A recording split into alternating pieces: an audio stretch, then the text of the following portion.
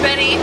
First, I'd like to say Haitsepka to each of you for being here, because this is an important issue, not just for the First Nations people, not just for the Kwantlen people, but this is an important issue for everybody who needs clean water. This is an important issue for everybody who needs arable land, breathable air, and to actually use our presence and our voices in such a unified way really is how we are going to make the changes and ensure that not only are our voices heard, but that the outcome that we're looking for is the only outcome that is the only outcome possible, because it really is the only outcome possible. I would like to say Haichka to Brandon for organizing and for putting everybody together in the most amazing way again today. I would like to say that the reason that each of us are here today is because we're drawn to this for each of our own reasons, but so much of the work that we do isn't even just for the future generations. It is to find justice and peace for our ancestors. For our ancestors who have been robbed of that justice and peace. And it continues today. So instead of just being angry and helpless, as we have been put in the position to be for generations, we have the option now to be out here with our drums, with our songs, with our actual bodies, and not get arrested. Instead, we have actual law enforcement working to keep us safe today. So this is a very different experience for me. So we're in a time and we're in a place where push has come to shove.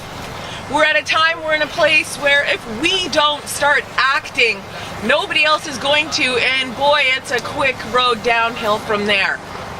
So for each of you who are here today, just keep finding your reasons for being here. Keep finding your reasons to stay strong. Keep finding your reasons to unite instead of allowing ourselves to be divided, instead of allowing ourselves to have the differences between our cultures, our societies, our ways of living, instead of having those being used as tools to divide us. Let's all stand united. Natsamat Tishkwalowinst. We are of one heart and one mind. This is the truth. These are the teachings from my grandmother. That she was born in 1916, and I was fortunate to have spent until 13 years ago. I spent a lot of time with her. I was raised by her and my father, and a lot of what's missing now just happens to be what was eradicated.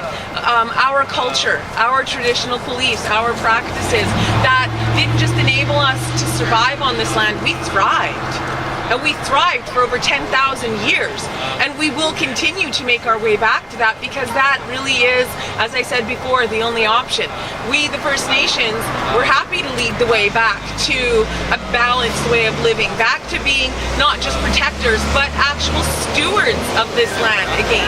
Back to finding a way to live in a united way that we all are recognized. We all have equal rights, that it's not possible, wherever that borehole is, that it's not possible to go onto the land and dig holes to devastate the earth the same way our women and men have been devastated. To all of these things, to Trans Mountain, to Kinder Morgan, to the pipelines, to fracking, to fish farms, to the tar sands, I say no more. I know that I don't just speak for myself when I say I have had enough. I will not be dictated to. I will not be silenced. And no matter what this oppressive system of government and law enforcement does to put itself in my way, because that's what they're doing. I do not stand in opposition to any of these people. I stand in protection of not just the environment, but the very future that so many people are counting on.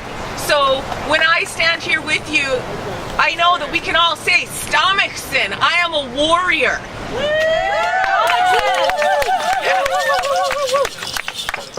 And for me personally, 100% of the work that I do is for my ancestors.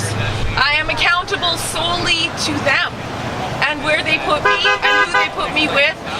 That's that's where I need to be, and that's who I need to be doing this work with. And I'm so honored to be able to be here with each of you today to say we are carrying on this good work because we do it with open minds and open hearts. We do it with only good intentions. The people who have the greed, the people who have been bought and sold, we do this work even for them. And we do it without any expectation of a thank you. We do it without any expectation of any kind of even reward, because, you know, the way I was raised, the work itself is the reward. Yeah. So as we keep moving towards Nutsamat, to one, this is where we find our power, this is where we find our strength, this is where we actually become united, and this is where we become unstoppable. So, sorry, they're all lit up. There's so much to say. It distracts me. Because we're here today in Kwantlen Territory, and my people, I didn't even introduce myself, I'm so sorry. So we'll go back to the beginning again. Sklemtanak Wanasqueak, Talitsanak Humathquia, Why Huiktin, Itzlina August, Kthunasilat. My name is Sklemtanak. I am from Musqueam. Steve and Selena August were my grandparents. And I stand here today with thousands of years of ancestors who have always done what was right for this earth. Because in having a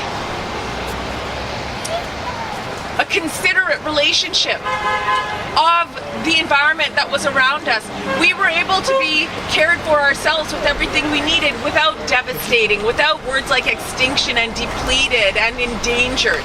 And how is this possible for over 10,000 years when in the last few hundred, look at what has happened? It's not just because we moved away from First Nations teaching and way of living, it's because we moved away from working with nature. People have worked really hard to try to dominate and devastate and take over what are called resources, but what our teachings are that they're gifts.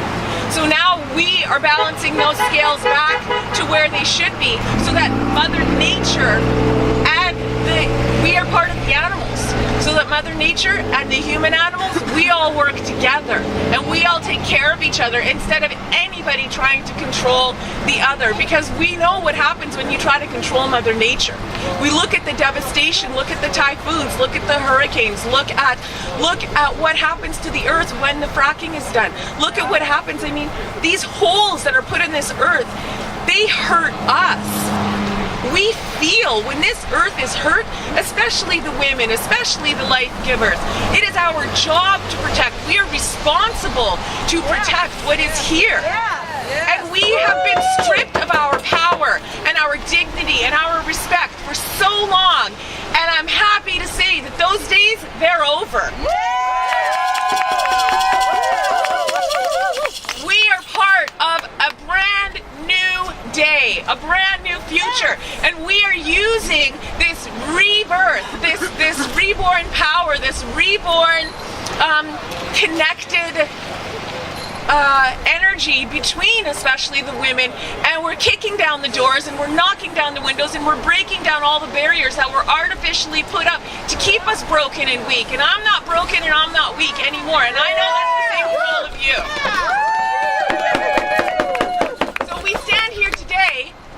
Again, united as an act of protection, to raise awareness, to use our voices, to use our drums, our songs, our words, not just to represent ourselves and our ancestors, not just to represent for the future generations, but to speak for those who can't speak for themselves. The four-legged, the two-legged, the winged, the ones in the water, and the earth itself. Crying out, begging us all. We're all hearing it. People are being so affected by this. So when we actually have the way to do something together and